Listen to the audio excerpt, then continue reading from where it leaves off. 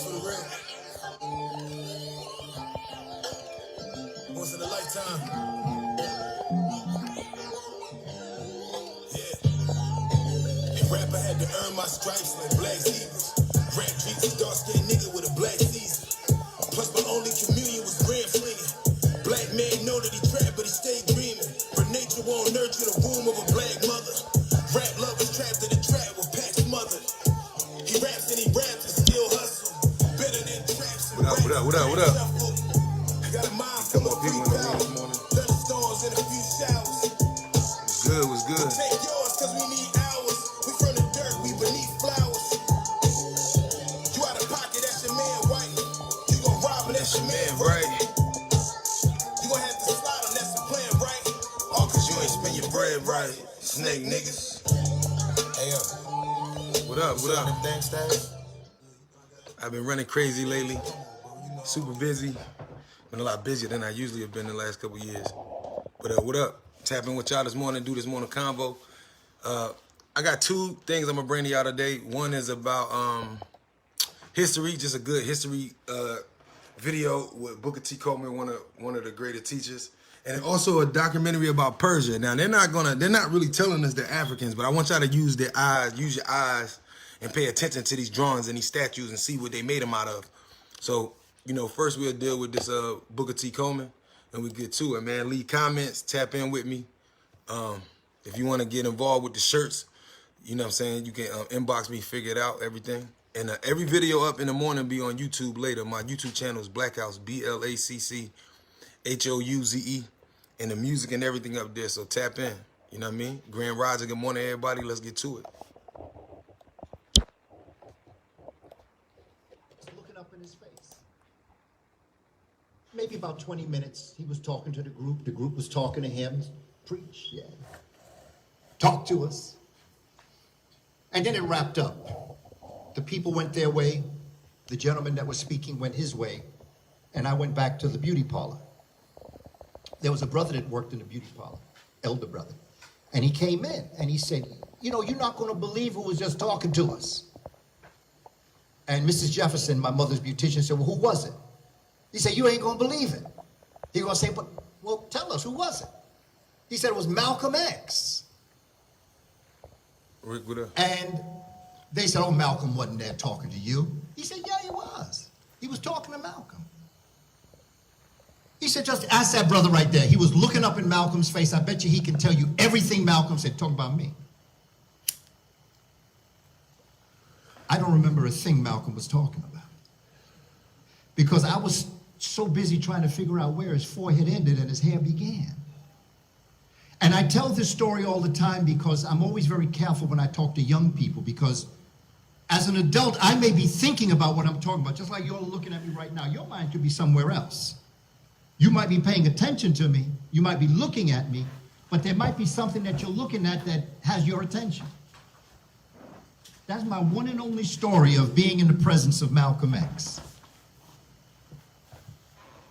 This day, right around this time, 54 years ago, I was at home finishing up a social studies project in the 6th grade. And over the television, there was a flash. There was a news flash that said, the preacher of hate was killed by hate. Now remember, I'm in his presence one time, I'm 7 years old. Now I'm in the 6th grade. I knew they weren't telling the truth. And the reason why I knew they weren't telling the truth was because as a 7-year-old standing in the front, the people are behind me, and Brother Malcolm was right in front of me. I could feel the love that Malcolm had for the people and the love that the people had for Malcolm. That story becomes very important because as a young person, you know the real deal. I've been around young people enough in my life. You all know what the real deal is. You know what's important. You know when someone's jiving you. You know when someone's trying to get over on you. You understand that, particularly when you're in high school now. Young people, you have to understand what the future holds for you. It's very important that you understand. Don't be afraid of science. Don't be afraid of chemistry. Don't be afraid of physics. Don't be afraid of math. There's a book called The Physics of the Future by a Japanese brother by the name of Dr. Michio Kaku. Right now, they're doing experiments building space elevators. Right now, they're thinking about putting hotels on the moon. Good morning, Quinn. Your generation is going to be a part of that. And if you ain't in it, you ain't going to win it. You heard Dr. Calfani tell you about all the great people. GPS. Your cell phone was developed by a brother from Africa, from Nigeria. The World Wide Web was created by people of African descent. So when you go on to the internet, you can thank a brother for that. The sisters, you saw Hidden Figures. You have to be a part of this. You can't be afraid of academics. I hear folks say, oh, okay. You know, like if you're intelligent, if you're what they call a nerd, they say you acting white.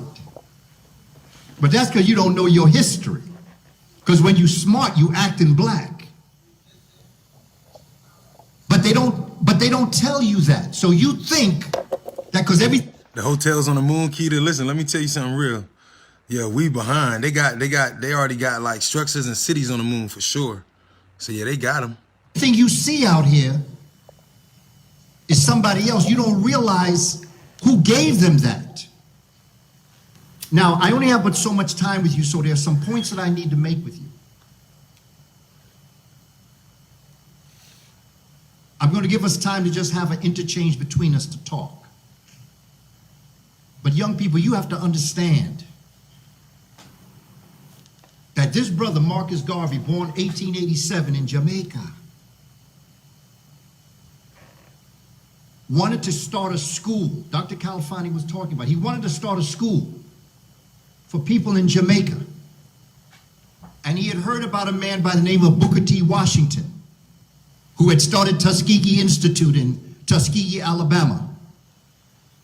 So he contacted Booker T. Washington and asked him, can I come down and talk to you to see how you developed your school? I'd like to start a Tuskegee Institute like yours in Jamaica for the people. So Booker T. Washington said, come on.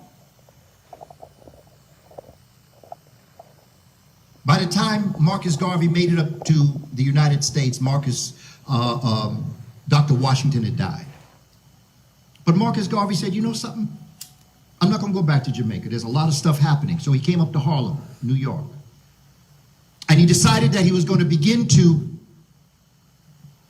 associate with the African American community.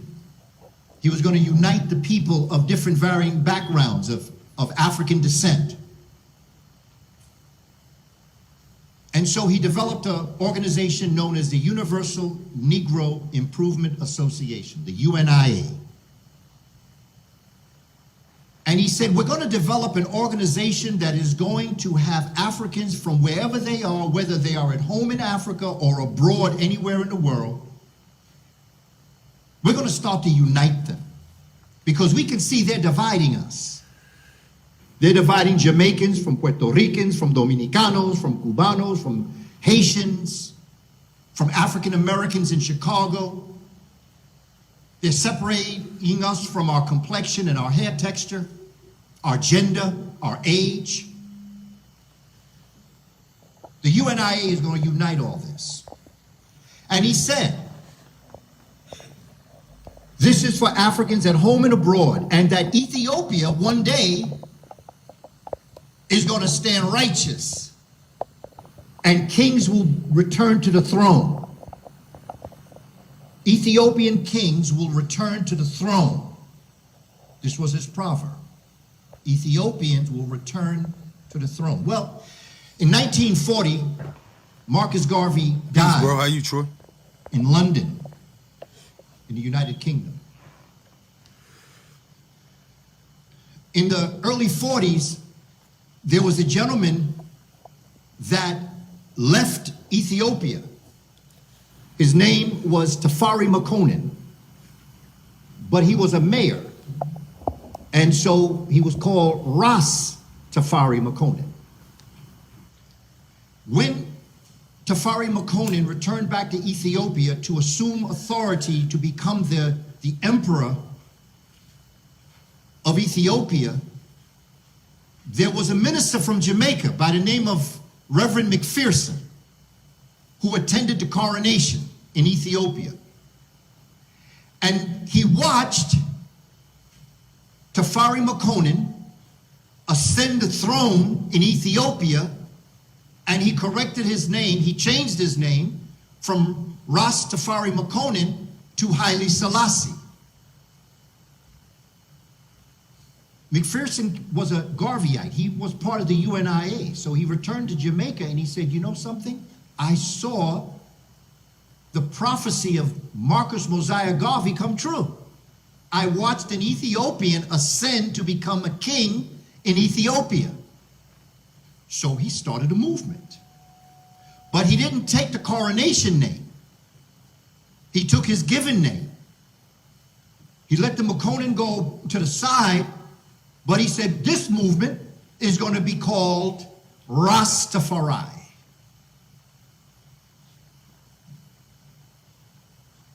This was the connection of Ethiopia to Jamaica. Now, as you know, there's quite a few brothers and sisters who have come forward and they dedicated music and poetry in dedication as it relates to the verbalization or the vocalization of this movement known as Rastafari, and this music is called reggae music. Okay, remember now, you're dealing with Pan-Africanism. You're dealing with Africans all over the world. So what did they do in the República Dominicana? They got reggaeton. They took reggae with the music of the Dominican Republic and blended it together. Pan-Africanism. We're all one. And that becomes important, young people, because I'm hearing too many of us talk about each other, or those Africans over there. This African-American talking about an African as if it's separate. Pan-Africanism says that we are all the same by matter of degree. You can go to Puerto Rico, right in the middle of the island, there is a place known Luisa Aldea.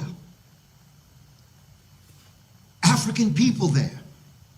Bomba y Plena is the music that came out of Africans. Go to the Dominican Republic. Okay, when Africans were brought to the Dominican Republic, they were made to work in the fields, and they were chained right leg to left leg.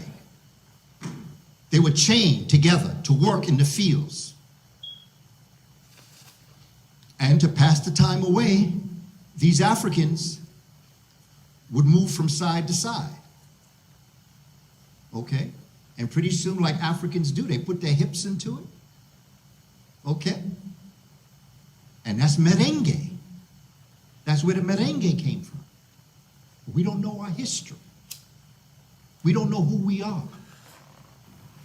We separate up. Shit, funny. I used to be at work. I worked as cooks and preps a lot growing up. And I used to be in the kitchen. I worked with a lot of Hispanics. And I always had a lot of love from all the Hispanics. And I used to always do the merengue in the kitchen. And all the Hispanics would always, at every job I work at, be like, do the merengue, do the merengue. And I used to be in there laughing. But it makes sense what he's saying. You know what I mean? That's why they kept asking me to do it. Ourselves. They've made us ashamed of Africa. They made us think that Africans are primitive. When Dr. Kalfani was talking about the Benin city, I can take you to Nigeria, and I can take you to a place known as Eredo, E-R-E-D-O. Don't believe me? You can Google it. E-R-E-D-O. Google it. There is a city in Eredo that is a walled city of 100 square miles.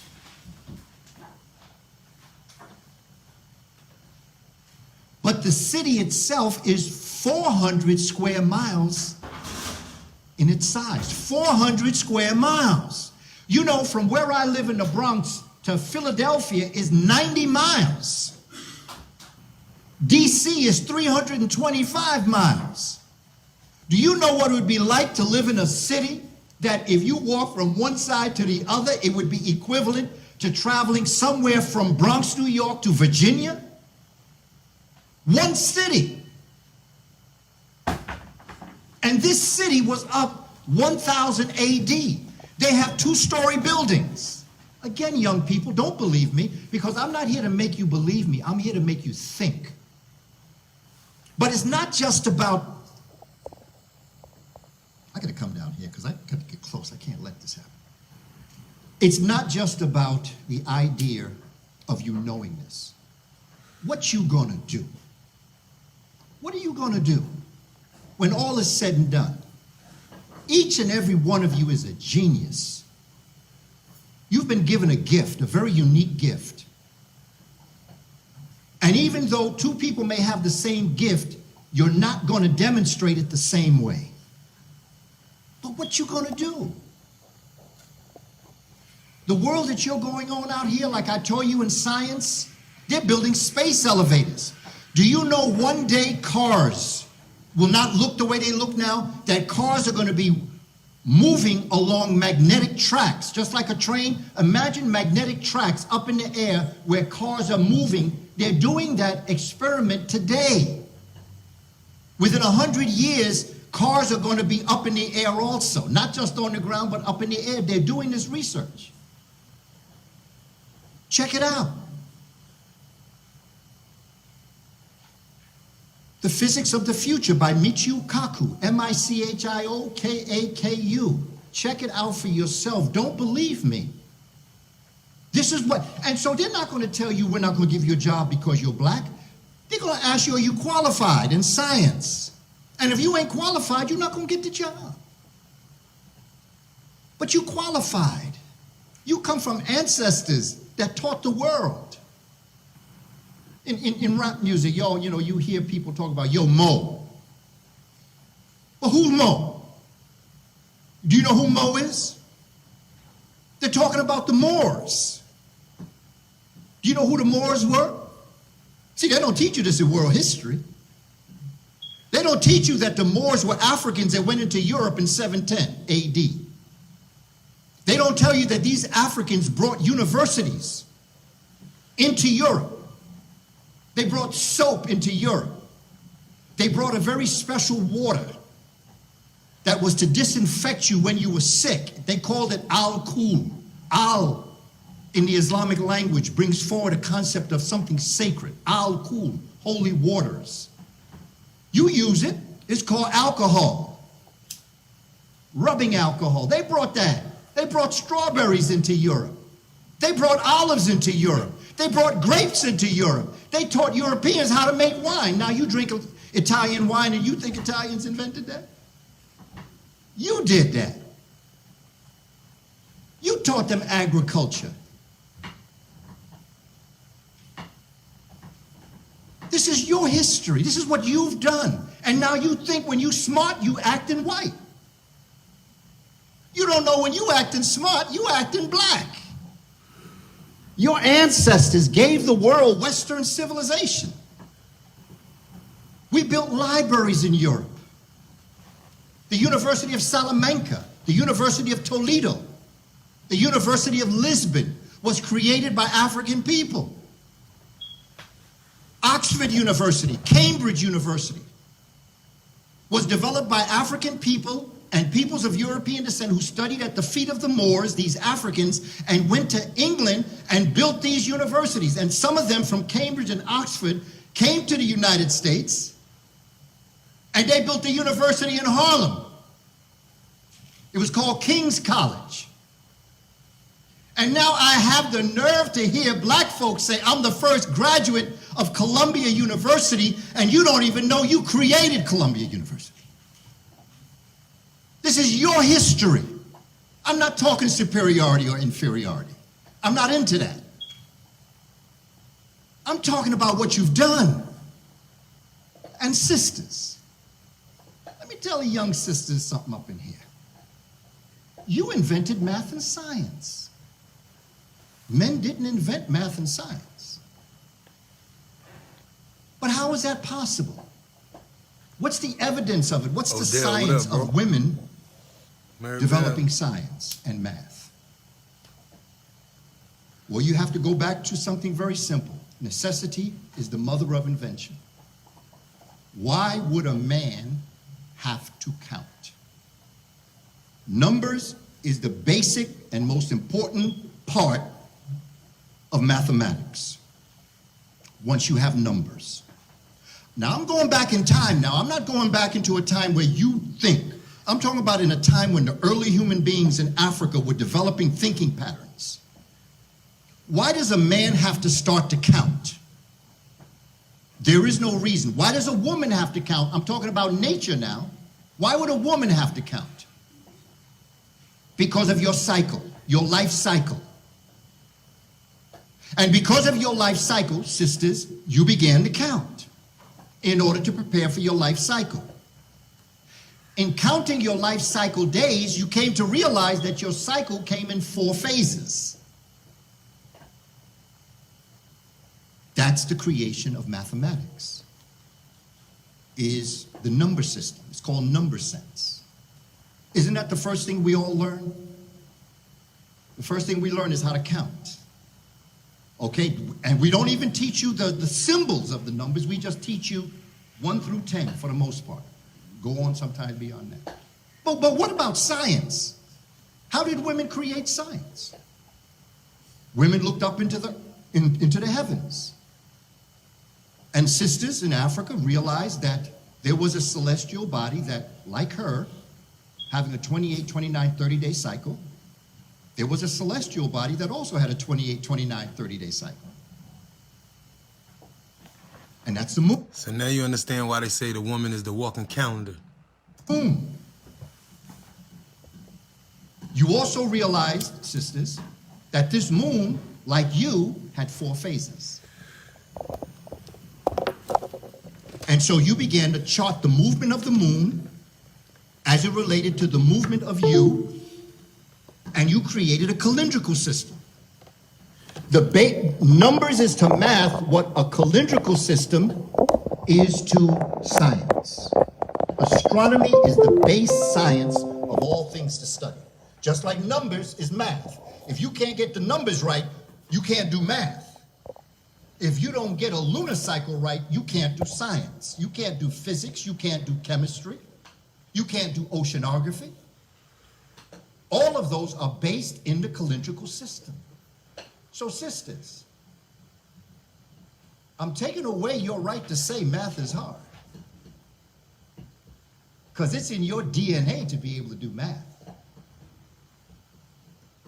And it's been, do you know something, sisters? Let me tell you something else very interesting. Meaning that math manifested in the body already, right? As above, so below, in the body, outside the body, in the skies, on the ground, right? So everything that we get manifest within, she was just able to recognize it first and look within the stars. So to all my sisters who don't believe in zodiac, you invented it. Do you know that the day your grandmother was born, you were born?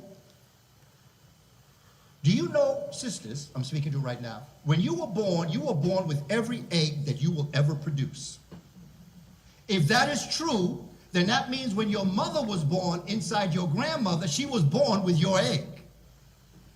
Which means that when your grandmother was born, or your great-grandmother was born, she was born in her mother. This is science. This is African science. This is something that we all have to understand. And a woman, I always tell my daughter, you know, you got a nation in your stomach. Meaning that she has all the eggs, she already has the nation in her stomach. And we look at kids the wrong way. If we go back 100 years, they was having 17, 18 kids because they needed to mind the fields. But this nation, you already have the nation in you. Understand. Don't be afraid of science. Kwame Nkrumah, a brother born in Ghana, 1909. He came to the United States. And he studied. He studied hard. He went to Lincoln University and the University of Pennsylvania. He became the first prime minister and the first president of Ghana in 1957. And he died in 1972.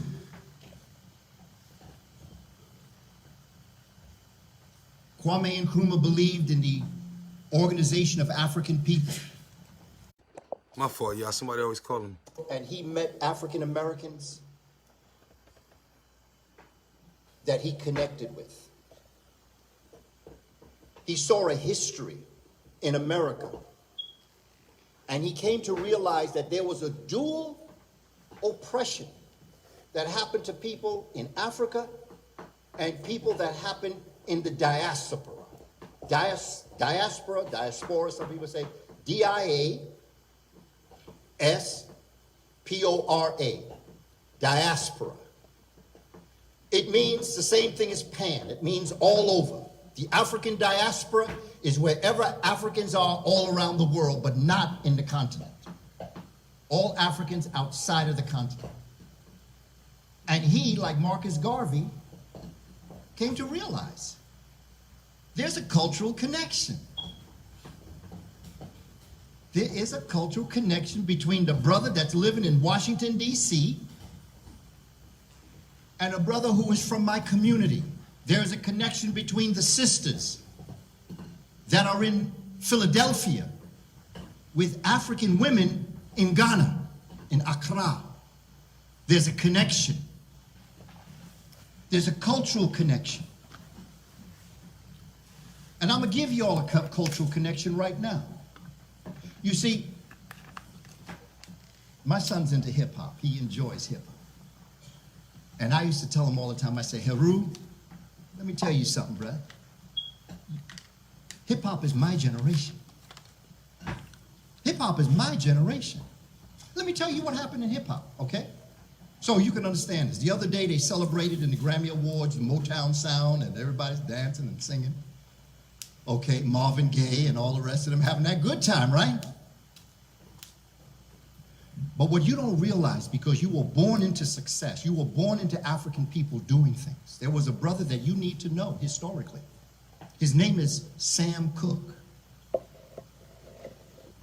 Sam Cooke is the first African American to own his own label in music. And Sam Cooke's first client, does anybody have an idea who the first album on Sam Cooke's label was? Muhammad Ali. Muhammad Ali had an album he called I Am the Greatest. And guess what it was? It was an album of rap. It was a rap album. He was doing poetry. Motown. Aretha Franklin. I'm taking you in history now, because for you to understand where you are right now, you got to understand your history. Hip-hop didn't happen overnight.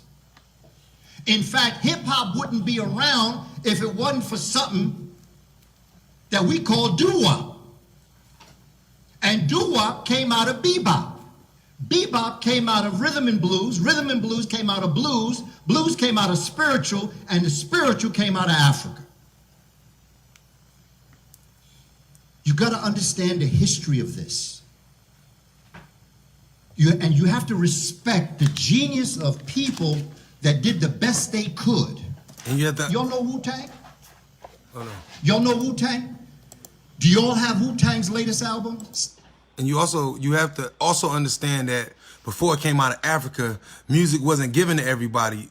When it was originally thought out, it was a science, because every sound has a frequency and it affects the body and blood. One day we gonna watch the study of sound where you see that when they play instruments, the powder on his board turn into triangles and shit. The saga continues. Go to number 17. Go to number 17. It's called Message. You know Message? Number 17 on The Saga Continues, Wu-Tang's Clan latest album. That's me. That's me. Go to Wu-Tang.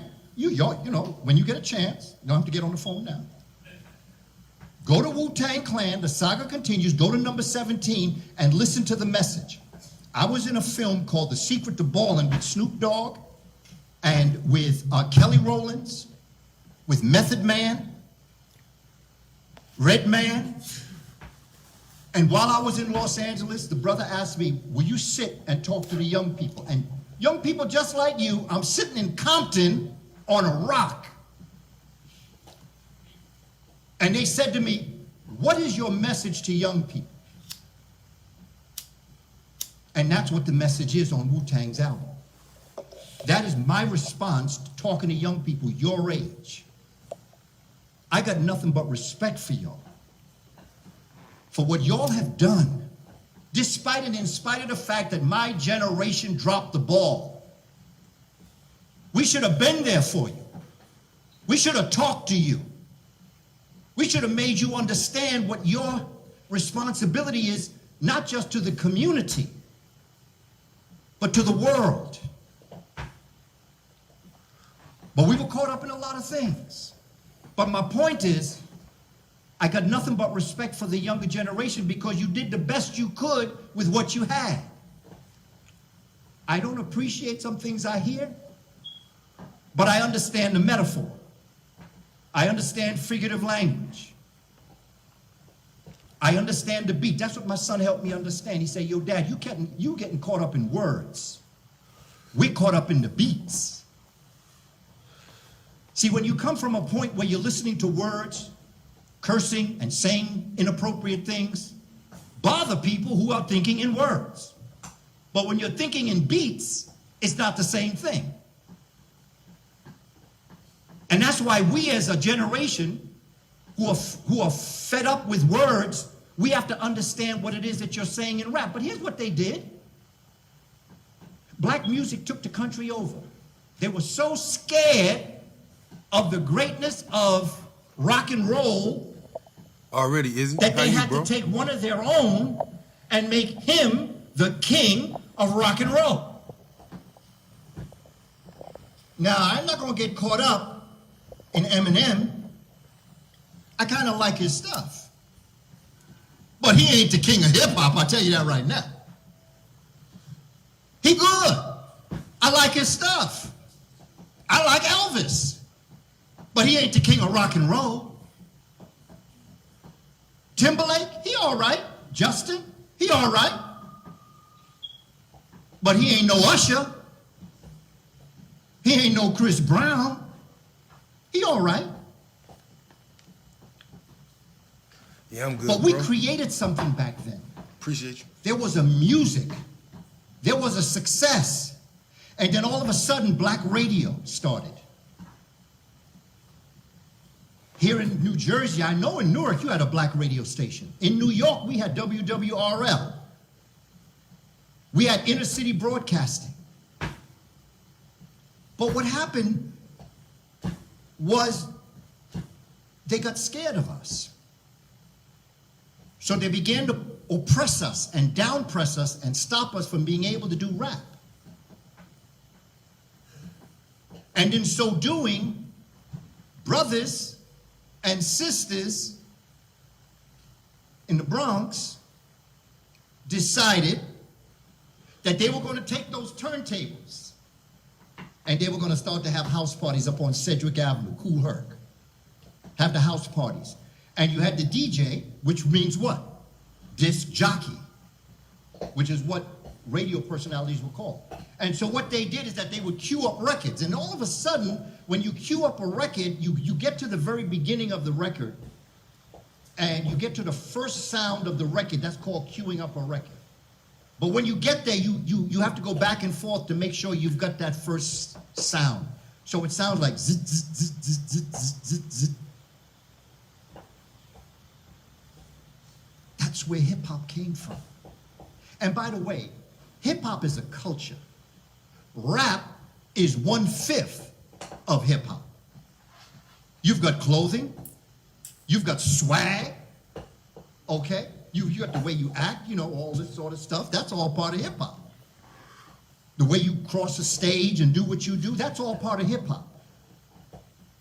But rap music is the vocalization of the culture. We had a brother, you may not know this group, it's called The Last Poets. It's one of the early rap groups back in the 60s. There's a brother, his name is Abio Doom, we call him Doom. We used to have Abio Doom come to our middle school to teach children writing because we found that, you know, him being very popular and at the same time him being a writer, that we could introduce writing to young people through rap. So we had Abio Doom come in, and he was talking to young people, middle school, younger than you. And he said, you know, I travel all around the world. The Last Poets perform all around the world. And what we've come to realize is that you young people don't understand the impact that you are having all around the world. They rapping in Iran. They're rapping in Vietnam. They're rapping in Nigeria. They're rapping in Iraq. They're rapping in Japan. In fact, they used to have a place to dance. They used to have a dance hall that when you walked in, the whole building was the face of a black man with a big afro. And when you walked up the stairs into the building, that was his tongue that was sticking out. I saw that in Ebony magazine. See, y'all, because we are not exposed to our history and our culture, because we don't know who we are, we don't know how great we are.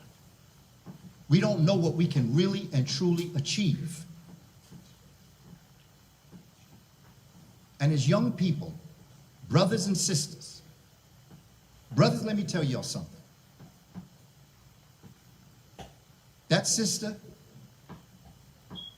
there was a word that we had in Egypt, in Kemet. That's what we call Egypt, Kemet.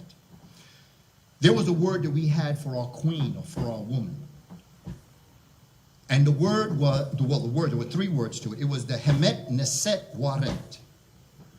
Hemet Neset Waret. And it means the deep well of water that I go to when I am parched by the desert.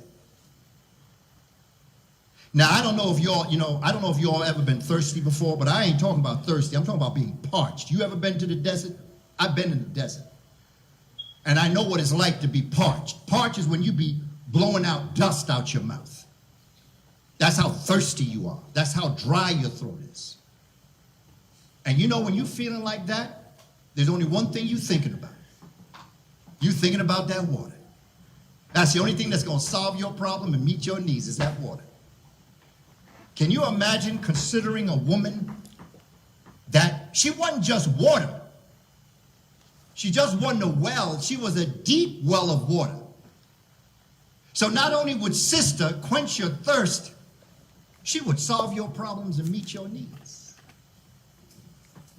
Okay? Yeah, we can go there. That's how we felt about our women. She wasn't our bitch. Come on, that's what y'all say, right? Y'all laugh like, well, maybe it's because this old head is saying it. But I heard a couple of them when I was sitting behind y'all. She ain't your hoe, she ain't a thought. Come on, you know what I'm talking about. Okay, and sisters, you also have to lay down the law as to how you want to be treated. Because when the brother act inappropriate, it's your job and your responsibility to tell him, you know something, I don't roll like that. But on a deeper level, the word thought, and they spell it T-H-O-T, right? But according to Egyptian, thought or Thoth or Tahuti was responsible for who taught man, which is man and woman, how to read, write. So it's still the woman, right? So in reality, it's still the word itself traces back to an ancient origin of godhood. Okay, now maybe that other person that you was with go with that. I don't play that. See, young people, I have to keep it real with you. I want to keep it real with you because there are things that we have to do. A nation is only as strong as its weakest family. And nations aren't built with baby daddies. You have to have a commitment. You have to have a respect for the sister. And the sister must have a respect for you. You must have a respect for yourself, and the sister must have a respect for herself. That's the African tradition. Do you know they found that sisters that dress in African dress and sisters that dress in Muslim dress, do you know they found that very rarely, if ever, are they ever spoken to disrespectfully by a brother? Because when you carry yourself a certain way, you're telling the world something about you.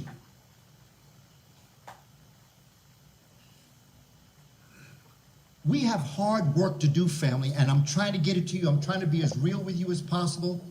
I'm glad I started that last talk because I see some people done woke up in here. But sometimes you have to go to sleep in order to catch some of the things that I say because it's not easy. It's not easy to face the truth.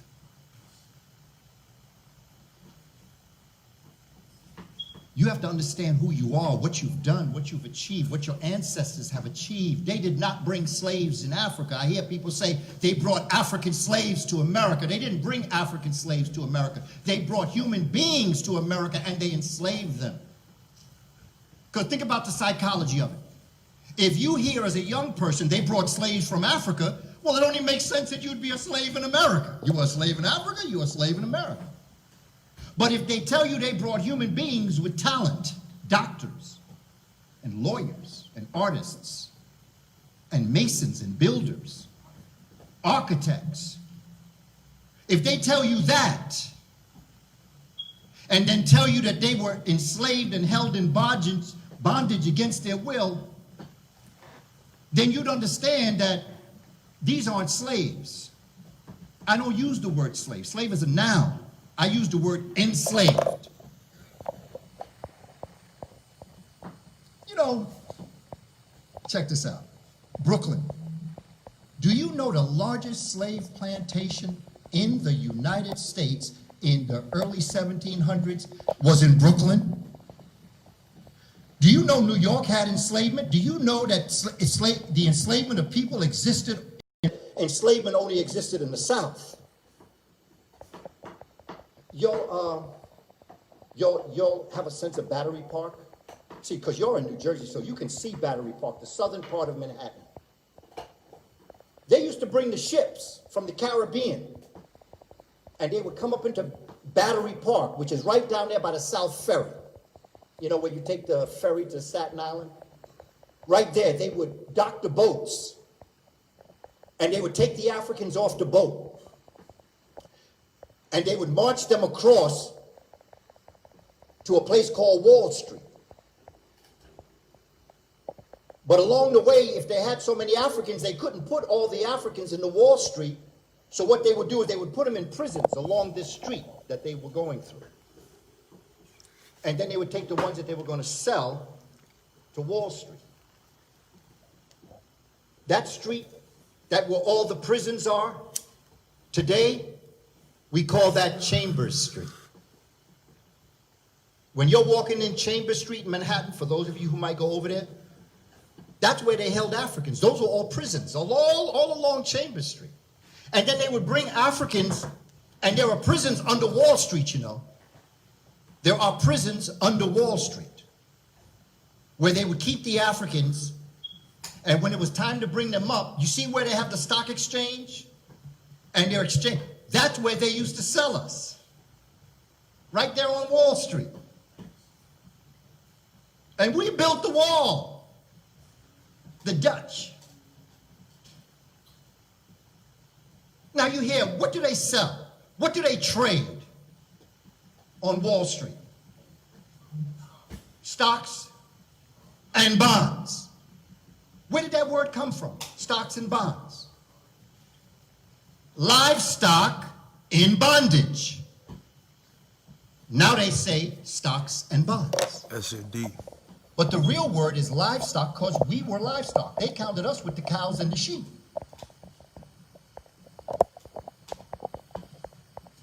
These two men believed that colonialism in Africa and enslavement in the American hemisphere would unite us as a people and would allow us to be able to move forward.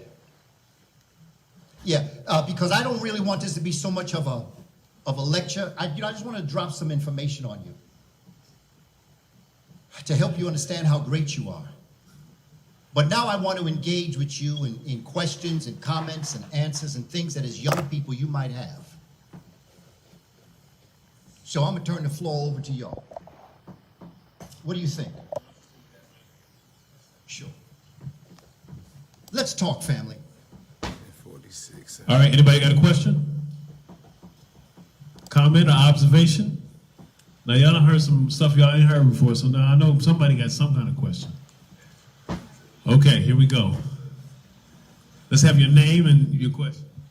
My name is Bridget, and my question is, where is that head in Japan that you were speaking of? That I don't know. In fact, I don't even know if it exists. That was during the disco test.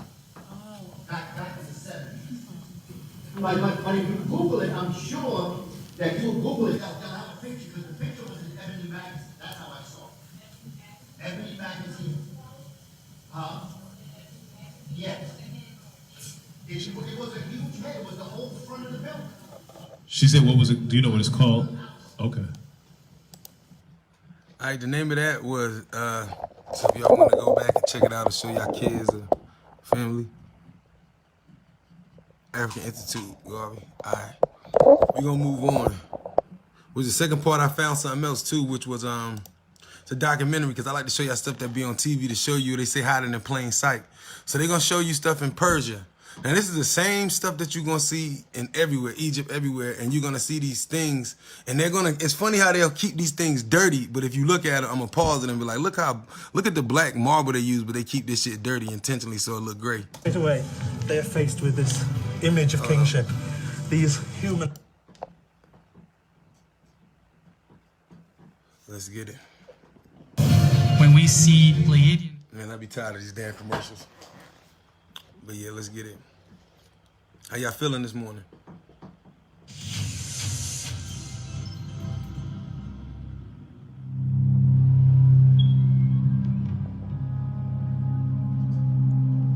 Until recently, Iran was largely closed to Western visitors.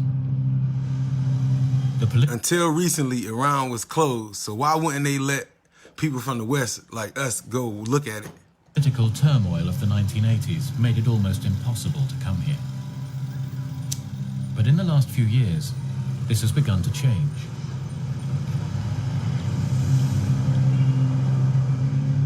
Iran is opening up, it's actually welcoming people from the West. So now is the time that our study of ancient Persia has to go up a gear, I think. We should seize the opportunity. Dr. Lloyd Llewellyn-Jones has spent 15 years studying ancient Persia, but this is the first time he's been able to visit So what they're telling you is that Iraq is ancient Persia, just side note. Persepolis, the heart of Persian civilization.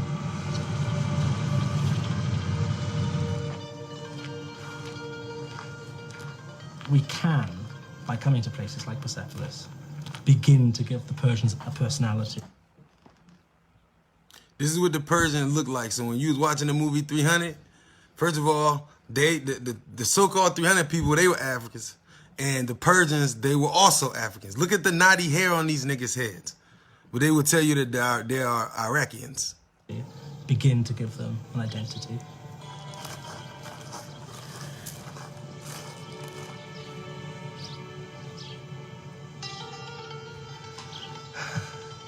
It is incredible.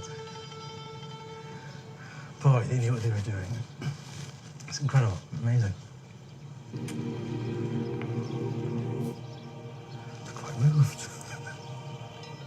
In the stillness now of the morning, and just with the bird song It's just remarkable. It really is. See the doorway, the ancient doorway?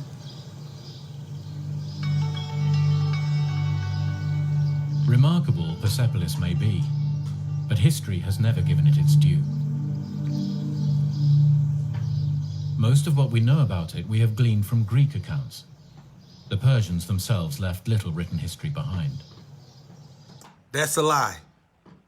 The Persians left history behind. We have to try to find it and figure out why was it erased, because the Persians had conquered damn near the world. Or remember, they weren't called the Persians either. That's the name they gave this culture. But the Greeks were the sworn enemies of the Persians. They defeated them in battle, and it's the victors who write the history books. The Greeks like to paint themselves as the creators of all things civilized. Well, first thing, if you look at these sculptures, I wanted y'all to pay attention. These niggas was butt naked. And then the other people they were fighting had clothes on and wore hats. You should have to understand the amalgamation at the time that was going on. The Persians had conquered so much, they were just like, they were conquering, but there's so many nations, they were just mixing and mixing and mixing. But just use your eyes. And the Persians as cruel, despotic, and backward. We in the West identify with a Greco-Roman tradition. We know the works of Greek and Latin authors, and they are going to downplay the importance of Persia in its historical setting. They're going to say that the Persians are barbarians, and this is the theme that comes over time and time and time again. And every time you hear the word barbarian, you hear the word Moor, you hear the word African. I'm just giving y'all keys. In the sources. Yet the Persians cannot be dismissed so easily. Look at these niggas, man. Look at these niggas. You tell me that those ain't us. We went everywhere. I just want to bring this to y'all in pieces. We were everywhere. Every empire that started anywhere, you're going to see the crowns. You're going to see, look at these niggas got feathers on.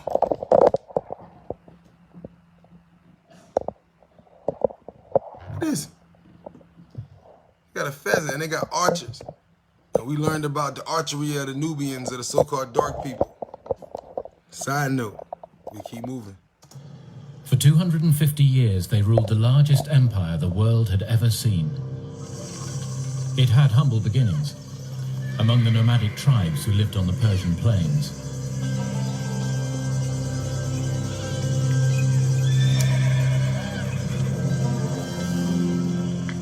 In 550 BC, Cyrus, a tribal leader, set off with his army on a campaign of conquest. Whoa, pause. Thank you. I'm gonna go back though. They're gonna show you throughout every documentary you watch, you're gonna see all of these, like, they're gonna show you a lot of pictures of no color on them. But there are still color. You see this shit? Now I'm gonna go back a little bit.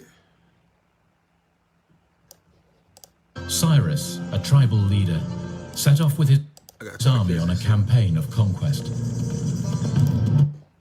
Boom.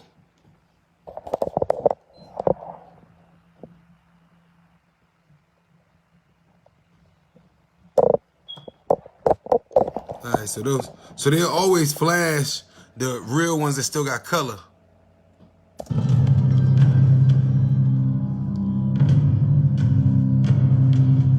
With his charisma and what the Greeks called the Come on, man.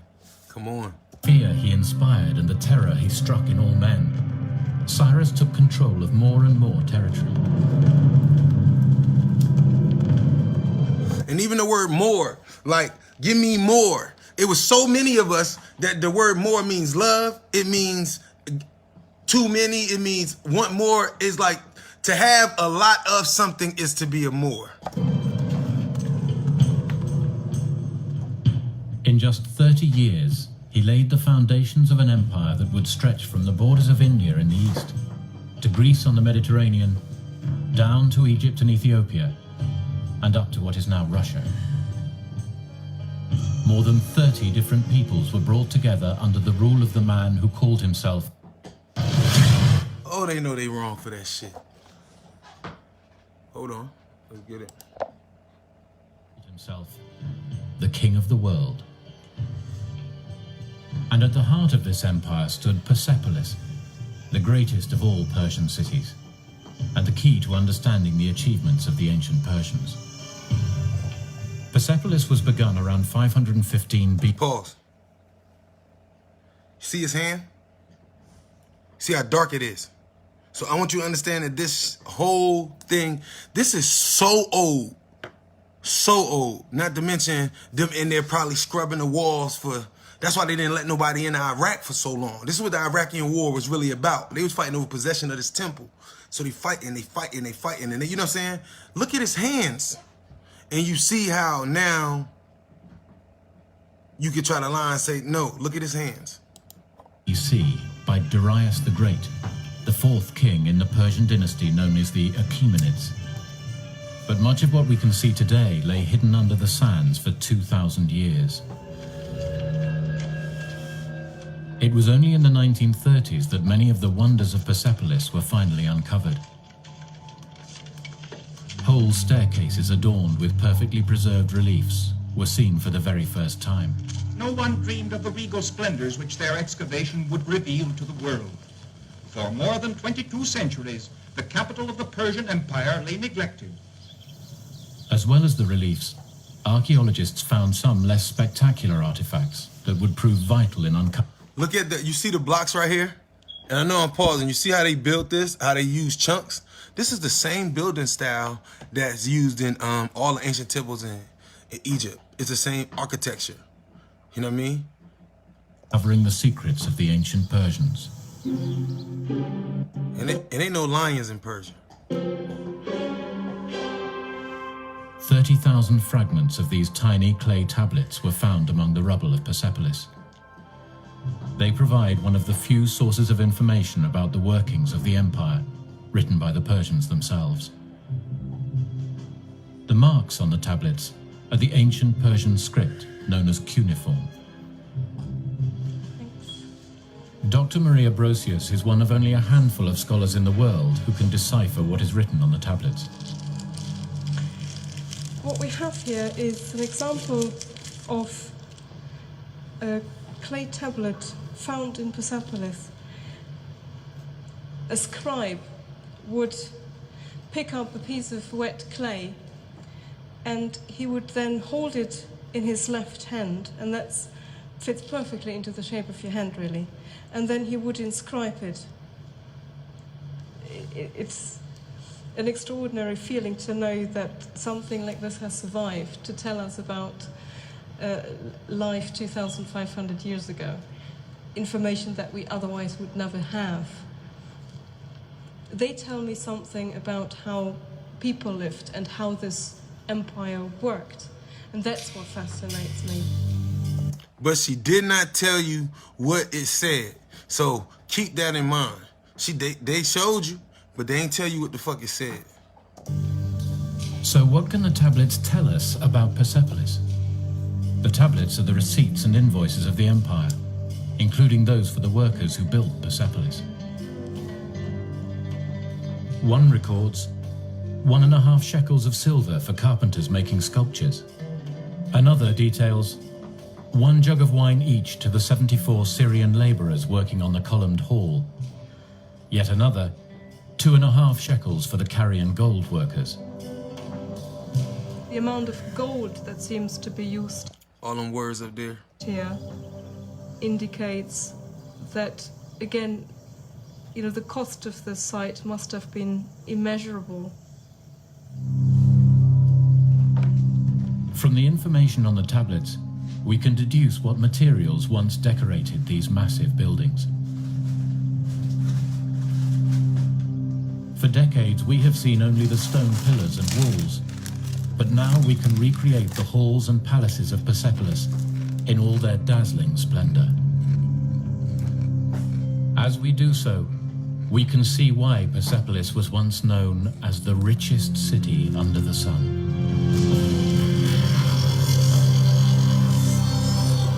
Access to the complex was through the Gate of All Nations. Human-headed bulls announced to visitors they were entering the heart of royal Persian power. It was covered with a cedar wood roof, its doors adorned with gold fittings. The reason why they know what it looked like, because it was like the Romans who was destroying this shit and stealing and taking the gold off the walls and knocking the roofs down and taking the wood and putting it and bringing it to Europe, you know what I mean?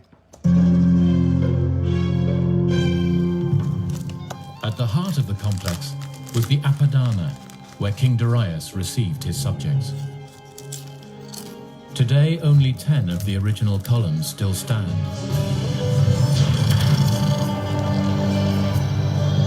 In antiquity, 36 columns, 20 meters high, held up another massive cedar wood ceiling. And them scribes they was reading was saying all of this. I'm just showing you that they just not telling you, but The walls were covered in sumptuous hangings. This enormous hall could accommodate 10,000 people. Something that was built with columns 20 meters high. I think it was awe-inspiring. People were probably looking up and were completely stunned.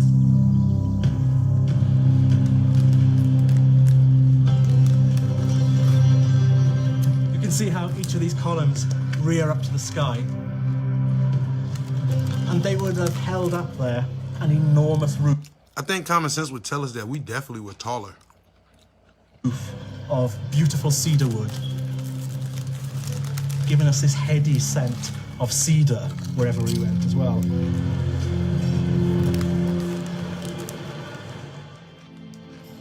King after king added to Darius's creation.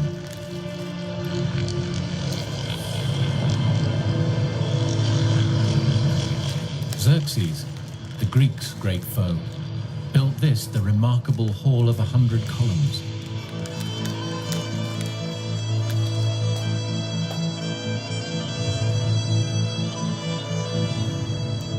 And finally, we can recreate the private quarters of Darius himself, a place that only the king's most intimate advisors would ever have seen. Even if you don't know it. That's it, the buildings are huge. And just like in Egypt, every king that superseded him added to it. Just like the temples in Egypt and in Nubia, they kept adding to them. Every pharaoh would add to them. It's the same practice. It would have been dimly lit, but light would have been streaming through window spaces. And in fact, we can tell from some of the highly polished stone around here that this would have been gleaming, absolutely gleaming. In fact, some people have called this room the Hall of Mirrors.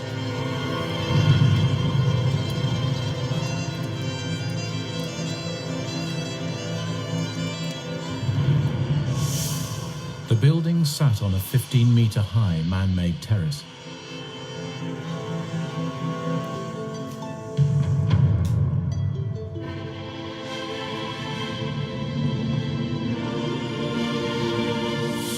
In terms of beauty, it's difficult to find the right words, really. As a feature, it's an architectural symphony. Everything is built to harmonize with one another. Each building is synchronized with another one to make a beautiful, harmonized whole. Persepolis is one of the great architectural achievements of the ancient world.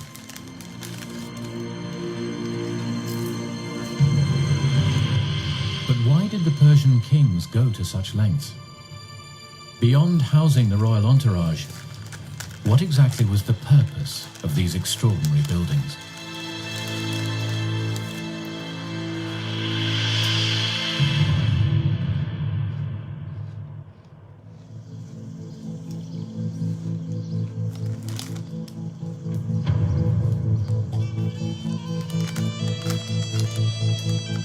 Over 2,500 years ago, the Persians built the greatest city on earth, from which they ruled most of the known world.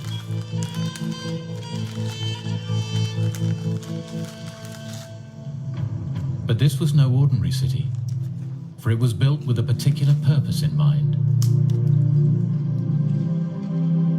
What the city was used for was an integral part of how the Persians maintained their vast empire for 250 years. Clues to the function of Persepolis lie carved into the walls and staircases of the city, in the scenes depicted in its stunning stone reliefs.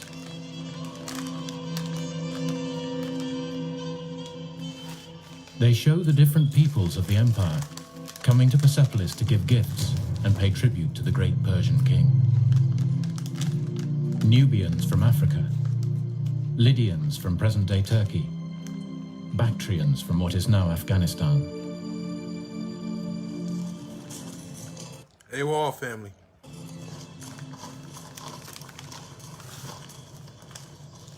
So what you've got here is a series of depictions of tribute bearers who have come to Persepolis, and all of them bringing gifts from different parts of the empire.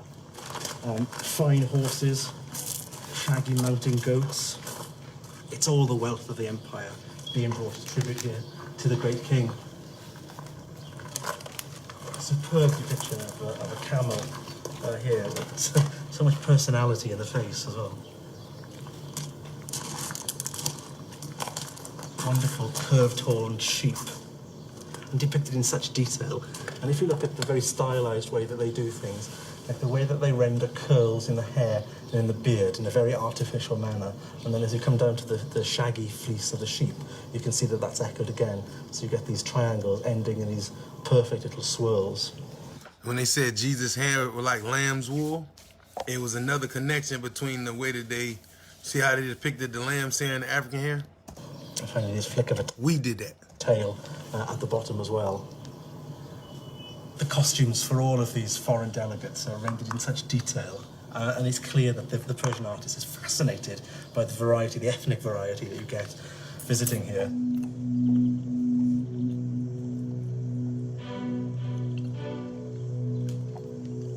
The nigga stand in front of the tree of life. So this is what Persepolis was for. It was not a military capital. It was first and foremost a symbolic and ceremonial place. From all over the empire, subject peoples came here to give their gifts to the king.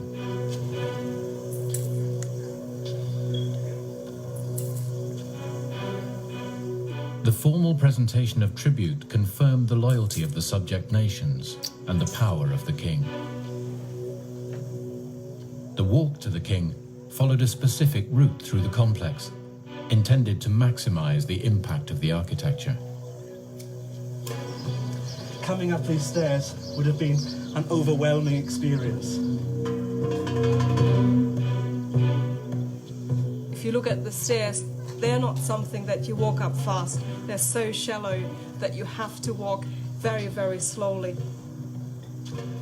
That all heightened the expectation, and it, I suppose, gave you a sense of the king's power. You can't just walk into a room and there you are. It has all to do with a procession to the king.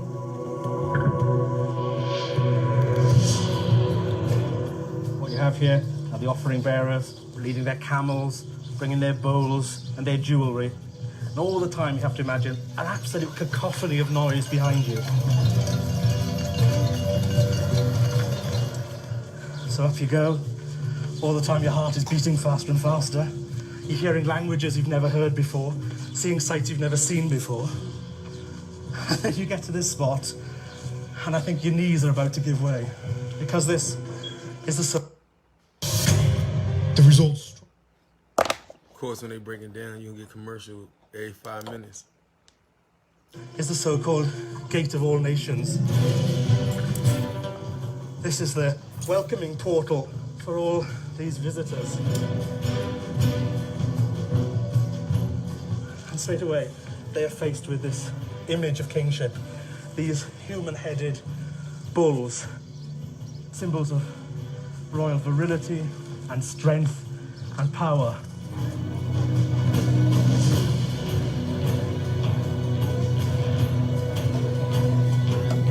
And they keep showing you that the inside of the doors is all dark black and stuff. Come on, man.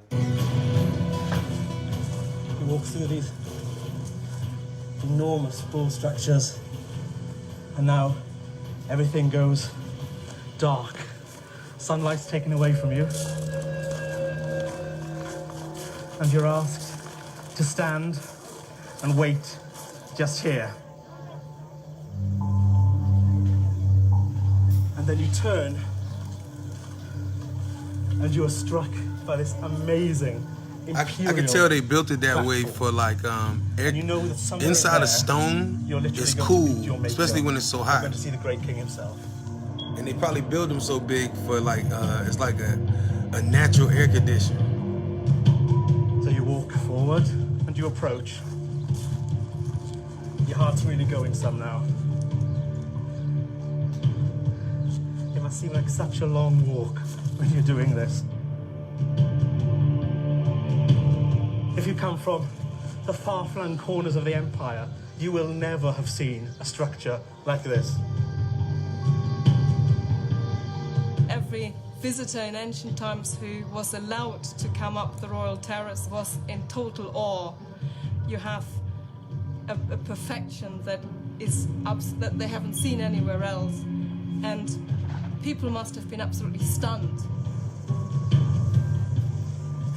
Not true.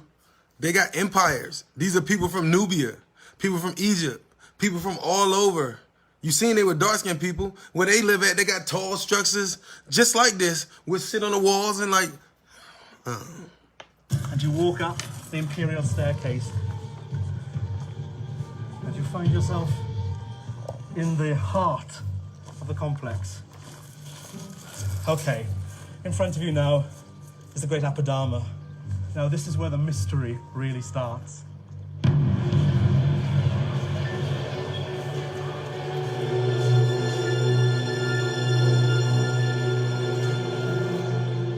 You can't get any closer to how the Persian kings wanted to present themselves.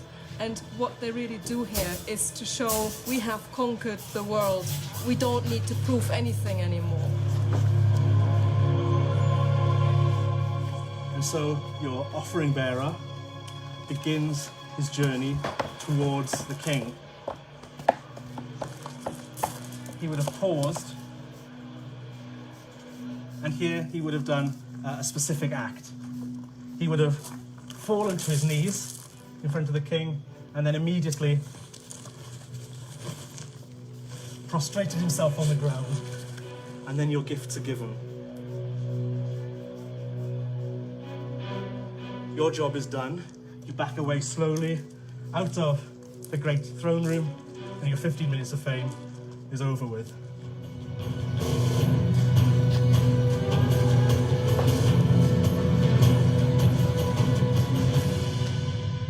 Gift-giving at Persepolis was how the Persian kings reinforced the loyalty of their subjects, but they had other, less benign ways of exercising power.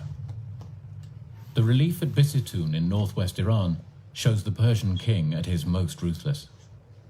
Here, King Darius the Great enslaves those who threaten his throne. It is a public warning to those who might try to resist him. Ancient Greek accounts also suggest that the Persian kings ruled with an iron fist. One tells of how the Persians cut off the limbs and even noses of their prisoners.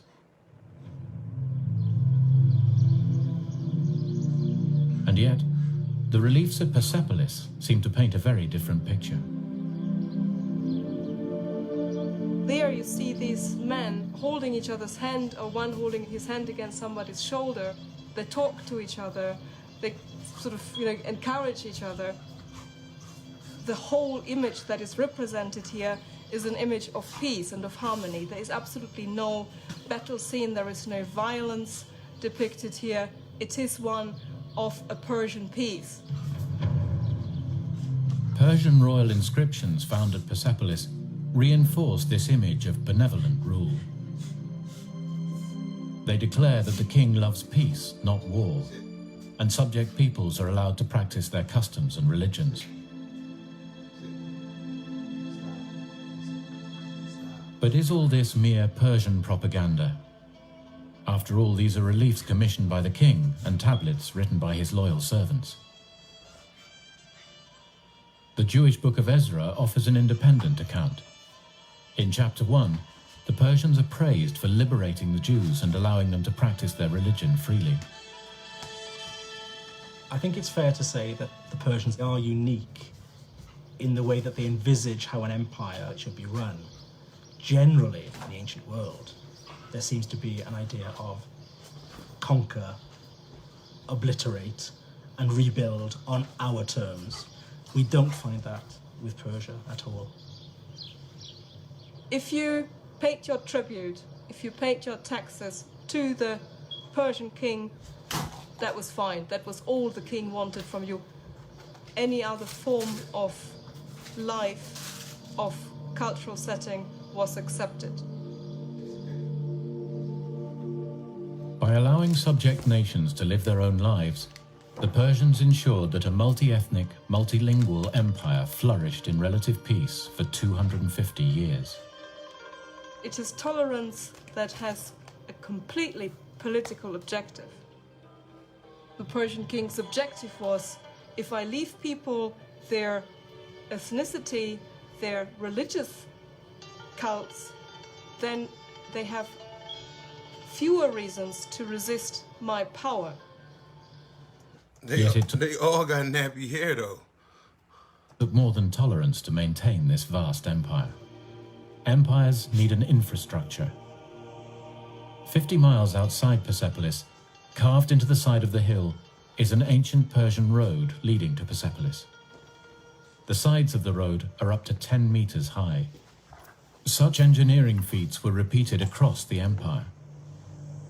Being in charge of an empire that stretches about 4,000 kilometers just west to east needed to be controlled. In order to control that, you need a fabulous network, a road system that allows you to get information from one corner of the empire to wherever the king is as quickly as possible.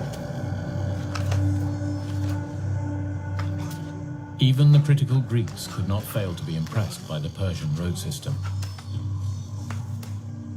It stretched from Persepolis up to another Persian city, Susa, and then 1,500 miles to the west to Ephesus on the Mediterranean.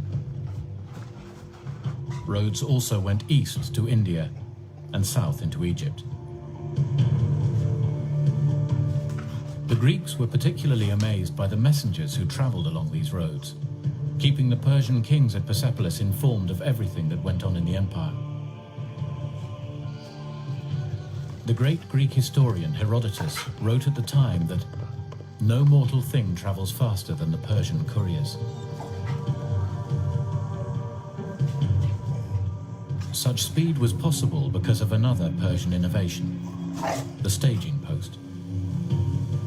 What we seem to have here is a system where a messenger rides on one horse, gets to a garrison, quickly changes, straight onto a new horse, a fresh horse, straight off again, and then maybe 20 miles down the road, he's onto a new horse again, so that the speed keeps going. It seems that because the messenger has this pioneering spirit and can keep going, as long as he has fresh horses, he can do that, right the way through. The staging posts, manned by Persian soldiers, also ensured that for the first time in antiquity, travelers and traders could move around a vast tract of land, safe from bandits.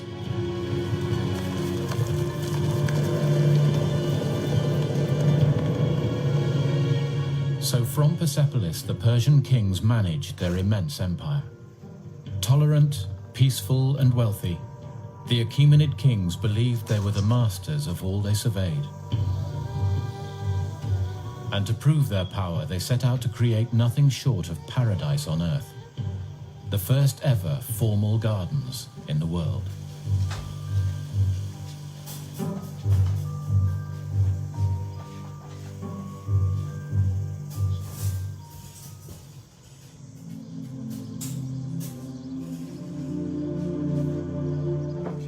Two and a half thousand years ago, the Persians created the largest empire the world had ever seen. The Greeks said they were an uncultured and warlike race. But here at the ancient city of Pasargadae, the stones tell a different story. Pasargadae was the palace. So I guess we got to realize that the Greeks, they're looked at as the creators of all this, but the Greeks are lying. They're writing history. They won wars, and they wrote history as if they did things and they praised themselves. The Greeks. But the Greeks didn't do these things. And as you see, like the Greeks wrote like they were nothing but da-da-da. Nah, that was bullshit. That's the difference of history. The winners control the war. Control the history. It's just like in America. Of Cyrus the Great, founder of the Persian Empire and first king of the Achaemenid dynasty. And here there is evidence of Persian culture at its most sophisticated and refined. Hidden among the undergrowth are irrigation channels for Pasargade's most stunning feature, its royal gardens.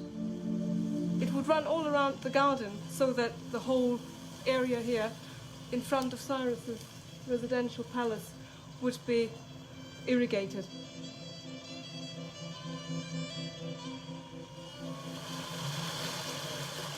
Imagine that it was gleaming white, it was polished stone, it was glittering in the sun.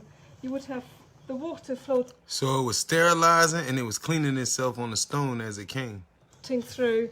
It would refresh the area, it would cool down the air here. No archaeologist has ever found the legendary gardens of Babylon. So these channels are the earliest known evidence of a formal garden anywhere in the world.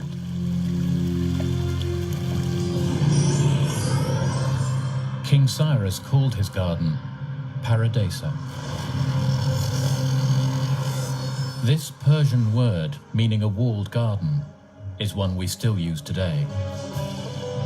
Paradise.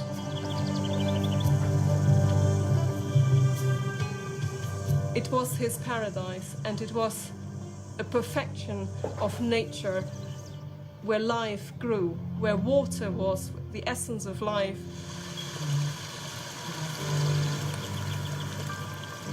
Cyrus was famous throughout the ancient world for his love of gardens.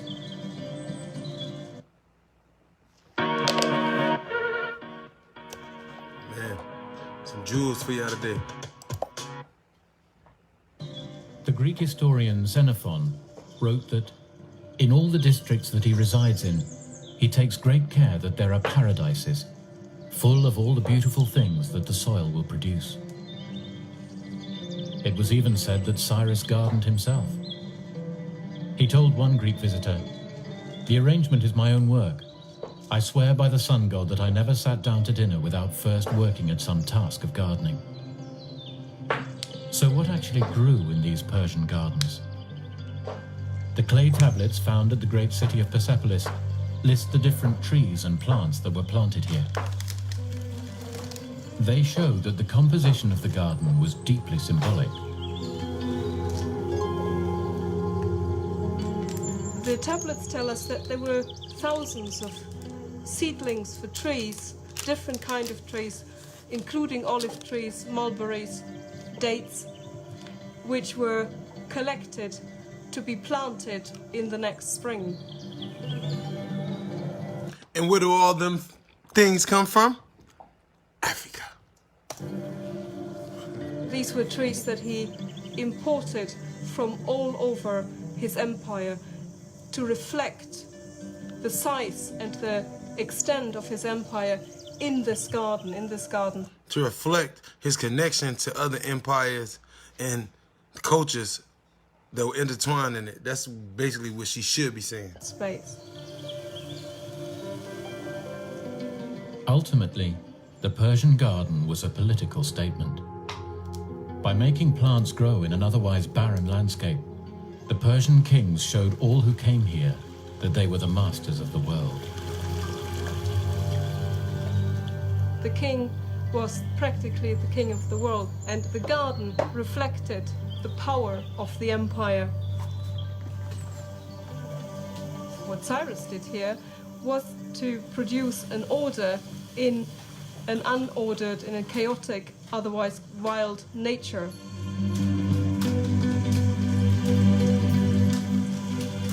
The garden, in a way, symbolized the king's ability to control life.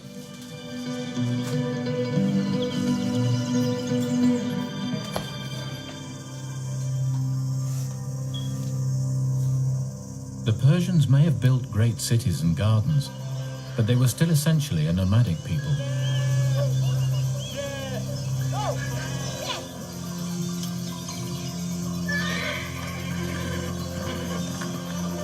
This kind of nomadic feeling always remained with the Persians, despite the fact that they built these vast imperial cities. They were as at home in a city as they were in a tent. For the Greeks, the Persians' nomadic lifestyle was a cause for mockery.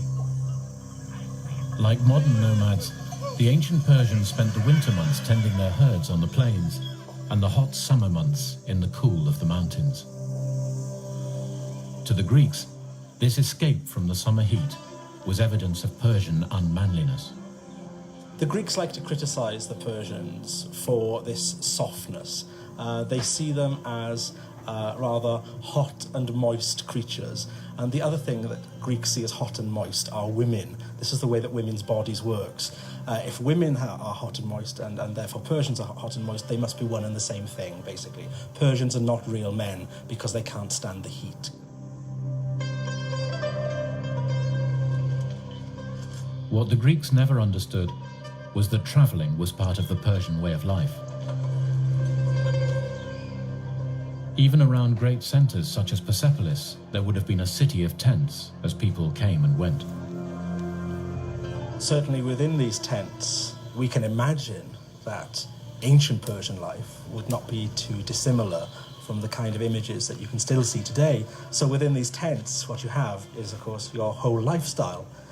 Everything goes on there, from cooking, of course. Then there's the rearing of animals and the collecting of foodstuffs as well. And also weaving. Carpets, rugs and hangings, the very essence of the tent itself, but also weaving clothing.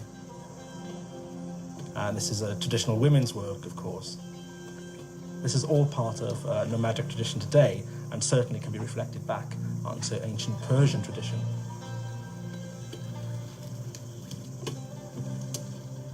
Across the ages, fine, colourful textiles have been central to Persian culture. From the most remote nomadic people of ancient Persia to the shoppers and traders in a modern Iranian bazaar, textiles are a way to express status and wealth. I've brought you to a place like the bazaar here at Shiraz just because there is this long legacy of an artistic tradition and a cultural tradition. And one thing we know about life in the ancient Near East in general was that they loved colour and textiles. These are wonderful turquoises and blues, and also wonderful greens as well. So we know that these are the colours that they would have had, and the colours that they would have loved.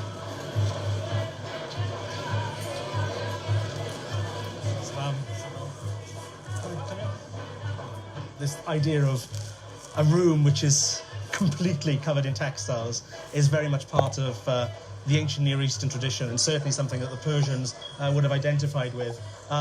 Textile hangings on the walls are very much part of the ancient world culture.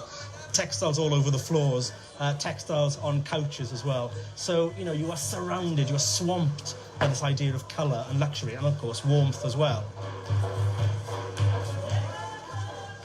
Now that's the real McCoy. Okay, synthetic modern velvet, but perhaps this gives you, better than anything else, the sort of idea of the luxury that the Persians were renowned for.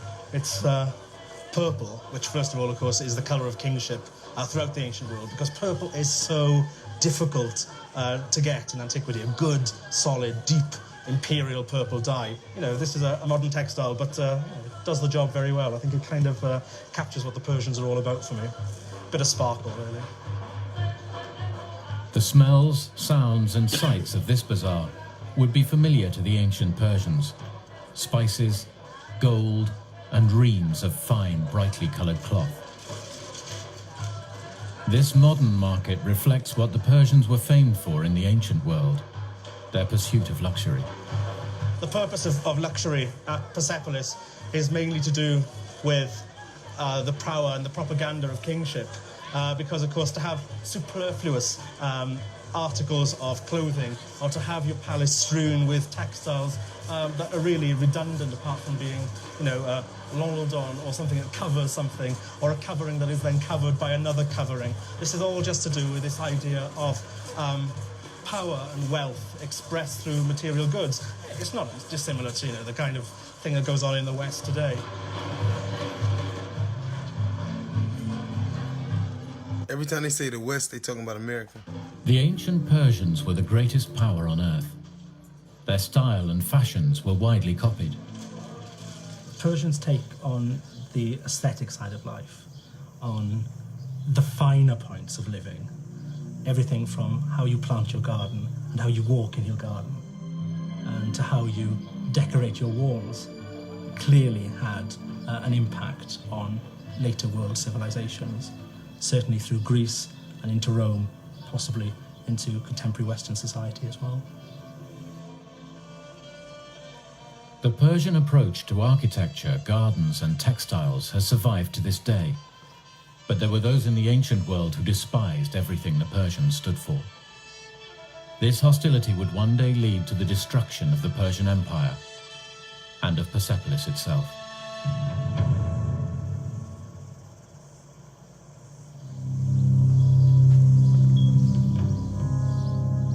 "2,500 years ago, Persepolis was the sumptuous capital of the great Persian Empire.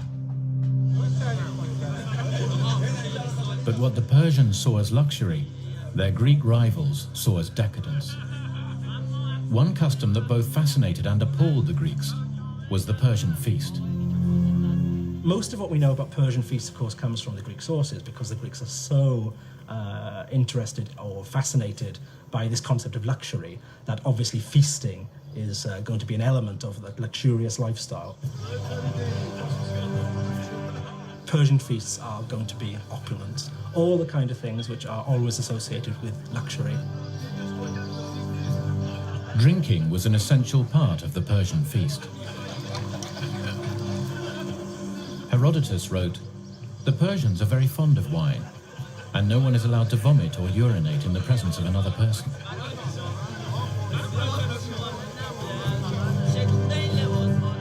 The Persians seem to live by this principle of telling the truth. That's something that actually the Greeks begrudgingly admire in them. And they use drinking as a rather political system. The Persians tend to get very drunk because only in drink do you tell the truth. So, you know, you have your political discussion, you drink a lot, things get said, then everybody goes to bed and mulls it over, wakes up the next day with a hangover, and then everybody comes back together again to have the same conversation to see if they still have those kind of ideas. Like many Persian traditions, feasting was not luxury for luxury's sake. It had an important social role. Feasting brings you together as a community. They are all partaking of the same food and of the same experience, so it's a great uniting thing.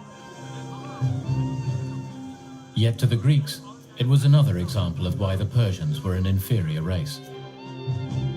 Alexander the Great warned his own soldiers that gluttony and opulence lead to much unmanliness. Those that eat such enormous meals are far too quickly beaten in battles. What the Greek sources like to play up. So when I tell you that the Greeks were, like, a lot of them were brown and dark skinned with blue eyes, but they could not be readily identified, I'm saying that they had, you could tell that the Greeks were a mixture of what we would call the more the African mixed with what we call the European, or the people that came out of the cold areas. So it's more of a mixture. They're traveling the world figuring out, and they just have a problem with everything that's like opposite of what their culture is. But their culture is more like how society would, Europe's culture would be today. There's this idea that the Persians are luxurious, effeminized, luxury-loving, effeminizing race of no-gooders, really, who are over there somewhere in the East, and they are corrupting us and our morals and all that we stand for. And it was Alexander the Great who was determined to end the corrupting influence of the Persians once and for all. In 334 BC, he began a campaign to take over the empire that had ruled the known world for the previous 250 years. At the first pitched battle between the two armies, at Issus in Turkey, Alexander's Macedonian army scored a resounding victory over the forces of King Darius III of Persia, despite being greatly outnumbered.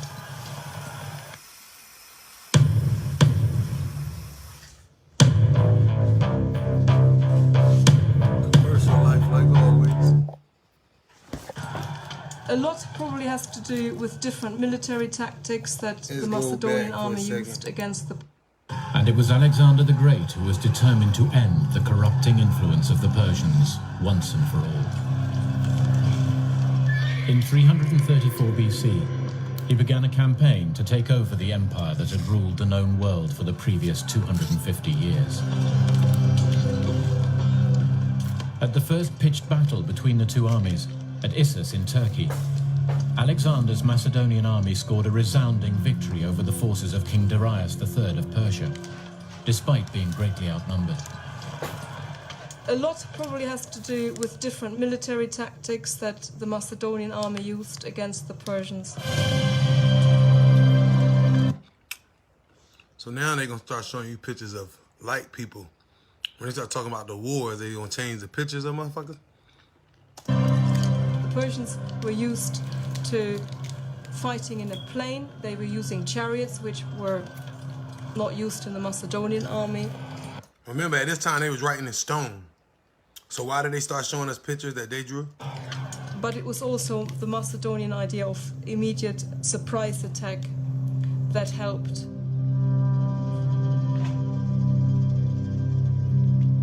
Over the next 2 years, Alexander's superior military tactics allowed him to take over lands that were once under Persian control.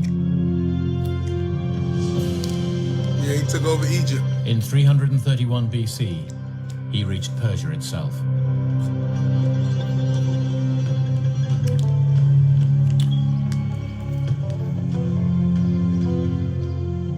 By the time he arrived in Persepolis, the Persian armies had been routed. The 12th and last Persian king. So please understand that one of the things that you need to keep in mind is that it ain't like Europe came and just took over the world. There was different cultures of mixed kids of different cultures, subcultures who had already took over and battled for so long. Like, you got to look at the dates and look at how history is aligning things, because Alexander just conquered a lot of this shit, and we kept going on all these different empires. By the time Europe came and took over, I mean, it wasn't hard by then, because it had been hundreds and thousands of years of fighting that already had been taking certain cities. So if you take one part, you take it all. Darius III was dead. Alexander entered the undefended city unopposed. The ceremonial center that for nearly 2 centuries had embodied Persian dominance of the world was finally in Greek hands. Alexander told his soldiers they were now in the most hateful of cities. You've got to remember where Alexander actually comes from, Macedonia, okay?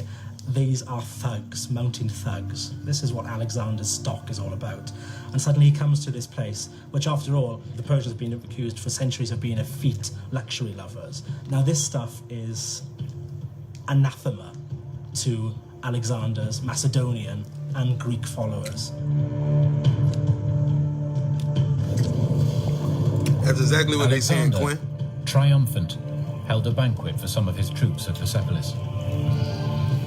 According to the Greek accounts, it was here that the city's fate was sealed. There's a lot of drinking going on, a lot of bad things get said. And he came from the mountains. They were mountain men. So they came from the caves. Listen to what they're saying. The Greeks, where Alexander came from, they came from the caves. That shit deep. Alexander has got in his company, according to some Greek and later Latin sources, a couple of courtesans, one of whom is called Thaïs, who is supposed to be one of the most beautiful courtesans in Greece. She, I dare say, is a little bit drunk and perhaps a little bit emotional, we don't know. But she decides to ask Alexander, would it be okay if she burns down Persepolis? Hey, Bree. Alexander, in his drunken state, says, sure, go ahead. Alexander fully understood the symbolic importance of Persepolis as the very heart of the Persian Empire. It had to be destroyed.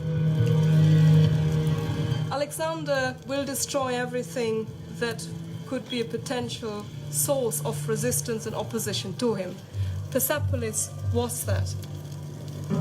He wanted to make a point of destroying Persian power. And so Alexander's soldiers began burning and looting.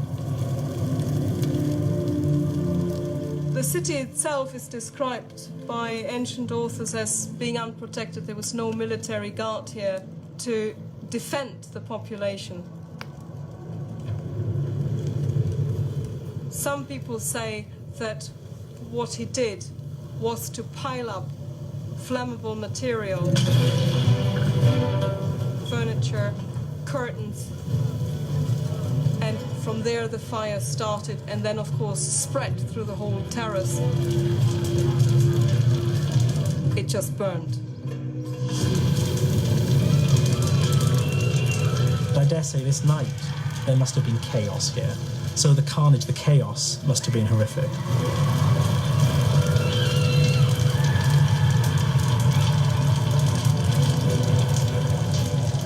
Alexander's soldiers just ransacked the city. They looted everything that was there. They burned the houses.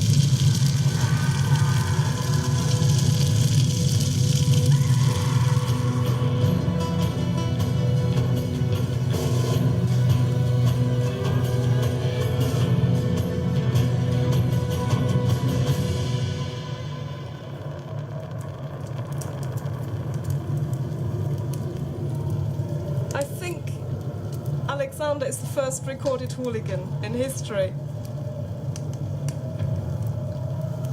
And the definition of hooligans and heathen means people that come from the cold regions of the earth or the mountains. He used brutal force, violence, needlessly, destroying a site that had no military function, that was indeed unprotected when he came here. It was totally needless to burn it down, to destroy. Because the Greeks at that time, who later became who they called the Greeks, they you know what I mean, had no concept of what religion was or what God was. So it's going to show you that when they say the Greeks are the father of all, the Greeks at one time, after it was conquering, certain people and scholars they learned a lot of stuff through their times of conquering others. And then they claimed and said that they were the rulers of all. That's why you got all these Greek fraternities. The Greeks were just like the Europeans. And then really, if you trace them back, why you think the Europeans admire the Greeks so much? Because they're from similar origins. Destroy and kill the population of Persepolis. The Greeks, who claimed to be the founders of civilization, who called the Persians barbarians, had committed a gross act of vandalism.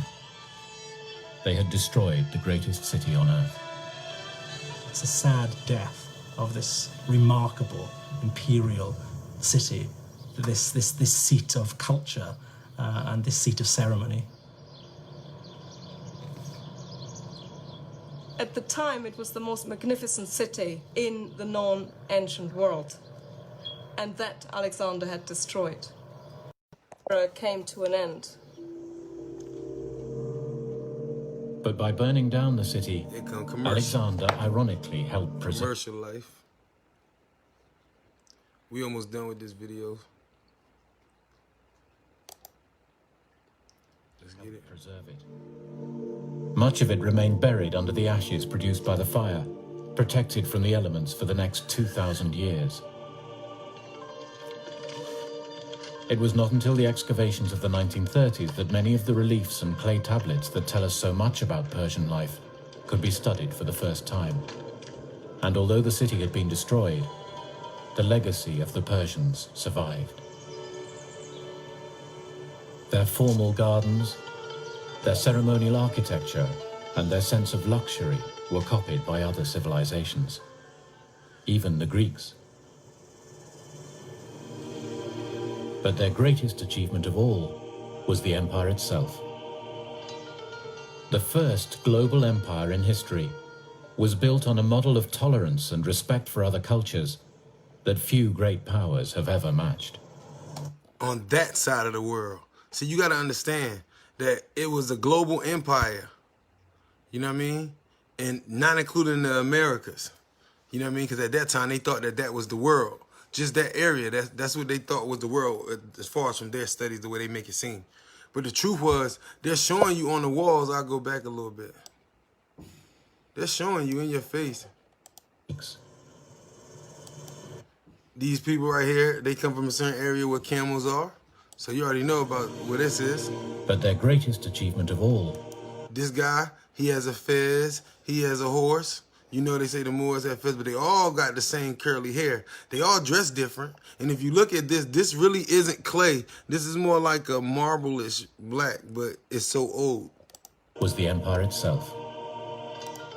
And then you could tell, right? Again, this is really not gray. It's like a marvelous black. Now, why won't they polish this shit? Why? Because you would know that how dark they really are. Now, look at this one. This is what they say these were the Nubians. These were the so-called Cushites, right? The so-called Nubians as well. See, they got all these different terms for the same people. That's why everybody's so confused. The first global empire in history. And then they show you these people. They still got nappy hair. It's just straightened. And everybody offering something else when they culture. Right? Was built on a model of tolerance and And I respect. say, look at their hand again. See, Alexander came down and said, I can't believe that these guys are showing off. They got all this wealth.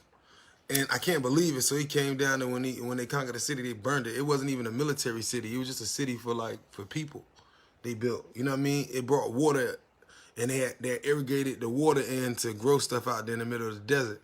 So it's deep. For other cultures that few great powers have ever matched. Perhaps now, at last, the Persians will take their rightful place as one of the great civilizations of antiquity. Appreciate y'all tapping in this morning. BH.